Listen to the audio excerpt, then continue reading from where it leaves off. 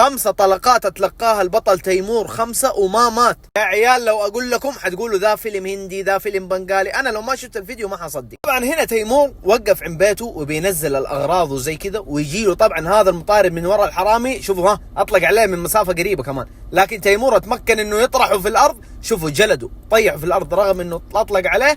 وبعدين تيمور طبعا حط رجله. تبا يا اخوان، والله تبا، اقسم بالله شكرا والله انك معلم ورجاله تيمور، لانه حرفيا واحد يا رجال ياخذ رصاصه يا تلقاه في الارض 5 طلقات. والله يا اخوان صدمه. يعني الادمي رايح بيته بينزل المقاضي فجاه كذا طبوا عليه 2. مشكله الاثنين دول ما سالوا عن الادمي هذا اللي بيفشخوه، يعني ما سالوا عنه لانه ما عرف انه 18-0 ما عنده ولا هزيمه. فقالوا يا ابوي المسدس ممكن يهزمه، لكن هو جلدهم وجلد المسدس وجلد الليله كامله. اللي ما يعرف تيمور باختصار هو بطل البي اف ال في وزن الريشه، عنده 18 فوز 0 هزيمه، وان شاء الله باذن الله نشوفه في اليو اف سي. الان حالته مستقره في المستشفى، عنده اصابات في يده وظهره وكتفه في كل مكان، لكن الان حالته مستقره وان شاء الله يخرج. دعواتكم له. الحراميه يا اخوان مسكوا واحد فيهم، واحد ثاني فاقع وبيحققوا في موضوعه. طبعا بالنسبه لتيمور، تيمور الان في المستشفى مريح وزالوا كل رصاصات من جسمه.